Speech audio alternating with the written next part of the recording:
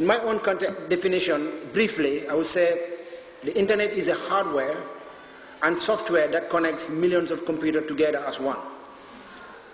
That's the literal definitions that I will give you so that you can quickly understand. Okay, and how does it work? I said earlier, a software and hardware. The software part of it that I will talk about, which is the World Wide Web, www, because every time before you start visiting a website, you go with www, World Wide Web coming in. It's just one service available on the internet that allows other computers to communicate with the use of web pages and the like. Now comes to the million-dollar questions. What kind of content do you find on board? This type of content. First of all, my fellow colleagues, I may ask one person. Can someone please tell me what are the type of contents that you are likely to find on the internet? Anybody? I can't hear you. Someone said something. Someone said Facebook. Okay, fine. What else? Sorry? Good. That's what is it. You have virtually anything. You can find virtually anything on the internet. Business, information, education, news, wrong information, right information, only sorts of information you'll possibly find it on the internet. So now this is where we come to thinking, what sort of issues do we face if we have to be on the internet? Okay, like Louis said earlier, we're using our phones to access the internet. In school, we use our telephone to communicate. And we use our computers to access the internet. We use our computers to send email and communicate. But what is the side effect? What is the other side that you don't want to know? Or what is the side that you basically don't have much information about? Okay, the good side is I'm able to send you an email and you receive that email. And the good side is I'm able to communicate to you directly or indirectly as per what I need. But what is happening that you don't know or what is not aware about? Okay, within schools, children, and so, there are almost 4 dangers that I will highlight with us today that you are likely to see or experience on the internet. First of all, I'll call it cyberbullying. Now, when we say bullying, bullying can happen in school. Like someone is older and then you don't come with lunch and then he will bully you, take part of your bread. Such sort of issues also occurs on the internet. Cyberbullying can possibly be like you can send hateful messages to someone. You can write death-threatening messages or spread a lie about someone. Those are bullying, right? Or you can post humiliating videos about someone and then you're also bullying that person. Suppose you made a mistake right now and someone turned to slap you to correct that mistake, which was wrong. And another person captured that video within that short period of time. And one day when you're on the high table like this, and next minute someone plays it aside, what happened? Something has gone wrong somewhere else. So those type of information occurs. And the other type of danger that I would like to talk about is the predators. What I mean by predators is this is usually where you have fake making friends. Someone who is not genuine in any possible way. All he does first is look at your profile, read the information that you have on your wall. You like this, you don't like this, this is what you want to do, this is what you don't want to become, this is what you want to become, this is what your dreams are. If I have to be a predator, what I will do first is I can create a profile that suits your profile. Then I start communicating. You and I have in common with A and B and C. What are the 4 steps to get a friend? When you have a friend, you first find out if you have something in common. If someone creates an environment where you have fake informations that claim to be common in between you two, then you start trusting that person. And actually, those type of people, they are the predators.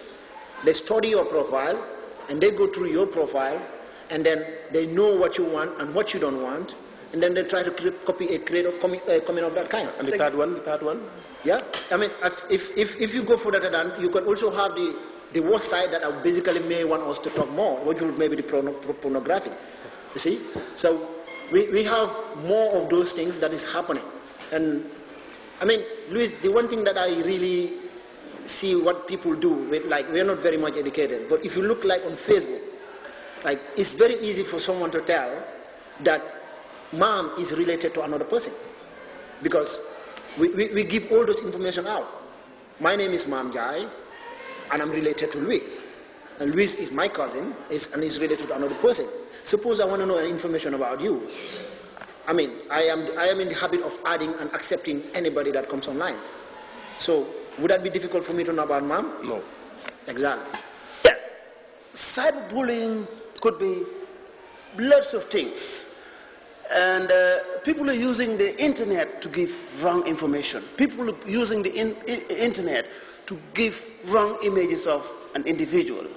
Now, what advice do you have for parents, students, to stay away from cyberbullying? Good. You see, that's a very good question.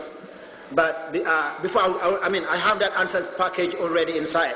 Because there is a portion that I wanted us to discuss before I get to give that answer. Because if I give that answer, it's like, I don't want to add any more information. Okay, you will see. Yes, I will definitely give you that answer. Yeah. Okay, just to give him a tip of what he really asked me. What student needs, because it's the reason why we are here together. I mean, first of all, what you need to know is the information you're posting about yourself. You literally, okay, the internet is one thing in such a way, it's like, okay, tell me about yourself and all that you do. Okay, some people have a very wrong concept about it. I mean, you will be very surprised to see the person is cooking and then post that online automatically. You will be surprised to see someone is getting into an examination hall and post that online automatically. You'll be surprised to see someone is doing something very confidential and post it automatically.